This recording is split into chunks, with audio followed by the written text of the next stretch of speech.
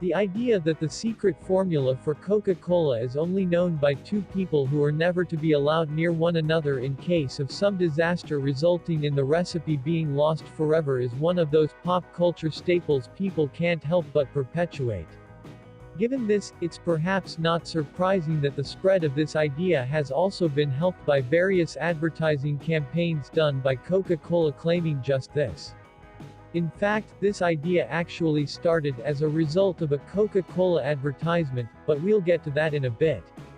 First things first, the exact number of people privy to the knowledge of how to make Coca-Cola isn't public knowledge, however, it's definitely more than two as the sheer volume of the syrup being produced every day, with slightly differing ingredients in different parts of the world, necessitate that quite a few people need to know, at the least, large portions of the ingredients, and appropriate proportions of each, in order to keep supplies flowing. This sort of volume just wouldn't scale well to only two people knowing how to make the product, especially if the extension of this myth were true that each person only knows one half of the ingredients. Besides not scaling well, this would be a recipe for disaster, pun intended, if anything ever happened to one of them and it wasn't written down elsewhere. This is partially why in one ad campaign Coca-Cola claimed the two executives are not allowed to fly on a plane together. At the least, it's probable the exact ingredients, though perhaps not the exact proportions, are known by numerous people working at Coca-Cola. For instance, certain of the company's accountants, particularly the higher-ups, are probably well aware of what goes into the company's staple product. Invoices would create a very detailed paper trail with which it would be very easy to get the exact list of ingredients, even if the company had different factories making different parts of the syrup. It would also be only slightly harder to figure out the exact proportions given the relative volume of each of the ingredients being ordered going into the factories, and the exact output of syrup coming out. Beyond those employees who have deduced the ingredients and potentially the recipe, how many are intentionally made privy to the exact recipe? As noted in this interview with the marketing manager of Coca-Cola, not a lot of people know. The subject of that interview, Jackie Wansley, however admits that she doesn't know the exact number of people who are in on the full secret. The other thing important to all this is that whether every person who knows the recipe all up and died at the same time is irrelevant. As you might expect, contrary to versions of the rumor, the recipe is written down and stored in a cartoonishly large vault in Atlanta, Georgia. It's also possible, and very likely, that Coca-Cola maintains copies of the recipe elsewhere, whether in part, with different people having access to each portion, or as a whole. So where did this "only two people" legend start? Was there ever a point when only two people knew the recipe? Unequivocally, yes. The first person John Pemberton showed the final recipe to would have made two. After that, it's pretty clear at least several people have known it at any given time.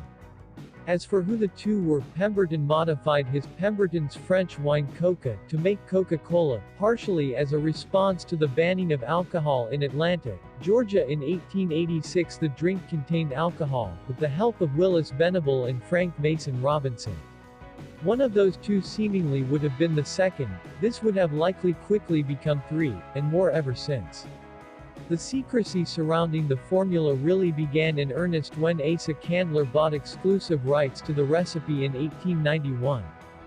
Previous to this, Pemberton had sold the original formula to three different companies, meaning even more people knew it at this point. Once Candler had the exclusive rights, Asa supposedly had all copies of the recipe destroyed, or tried to, and relied on certain employees keeping the recipe memorized. Not a good long-term strategy for a major company, but this wasn't the billion-dollar behemoth it is today. It wasn't until the company changed hands in 1919 that the formula was once again given a physical form, as you'll soon read about. That said, Coca-Cola has claimed before that the recipe was never written down until 1919, but this strains credibility. It is unlikely Coca-Cola creator John Pemberton didn't write down the many recipes he came up with in his quest to find a cure for morphine addiction, one of which resulted in Coca-Cola. When he taught it to others, such as members of the few companies he sold the formula to or those he tasked with making it, such as Frank Mason Robinson, it also would have been easier to simply write it down than to continually repeat it to them until they had it memorized. Coca Cola has good reason to claim it was never written down in that there are a few copies of the recipe for some version of Coca Cola in existence, or at least claimed to be that. For instance, in 1996 the great-grandson of John Pemberton's employee, Frank Robinson, who, incidentally, named Coca-Cola and created the cursive logo, had what he claimed to be the recipe written in his grandfather's own hand. That handwritten document was the subject of a divorce settlement as Robinson's wife claimed he had given it to her as a wedding present. Coca-Cola denies such claims, but of course the only way to verify they are telling the truth would be for them to reveal the Coca-Cola recipe. And, as long as they continue to deny it, it really doesn't matter if others have the recipe. Take the exact Coca-Cola product and put it under a different brand who can't claim it's the exact same product, and even if it were much cheaper and taste tests showed no one could tell the difference, most people would still buy Coca-Cola instead. This brand loyalty is largely why New Coke was killed off so quickly despite it overwhelmingly being preferred in taste tests, even by people who were fighting to get old Coke back.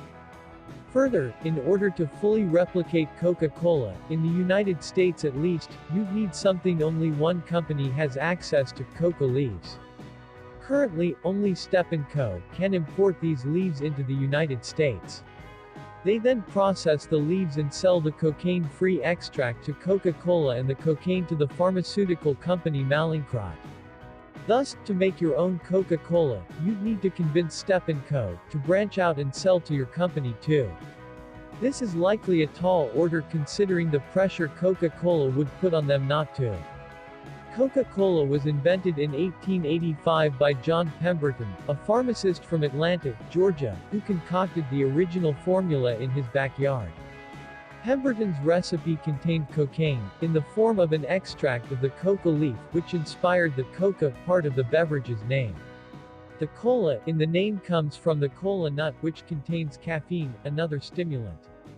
Pemberton advertised it as a patent medicine, claiming that it cured headaches, upset stomach, and fatigue. Patent medicines were concoctions of exotic ingredients and drug compounds that allegedly cured a wide range of ailments. They often contained ingredients now recognized as addictive substances, including opium and cocaine, as well as deadly elements like mercury and lead. In the 19th century, patent medicines were not regulated like medications are today. Anyone could claim health benefits without needing to prove treatment effectiveness, or reveal dangers. As early as 1891, some Americans spoke out against the inclusion of addictive ingredients like opium and cocaine. The makers of patent medicines revamped their formulas and health claims as a result.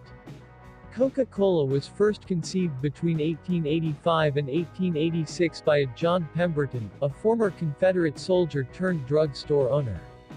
He marketed it as a patent medicine, and claimed that it would cure whatever ailed the consumer, including headaches, impotence and morphine addiction, though it apparently didn't work too well as the later, because Pemberton later himself got addicted to morphine.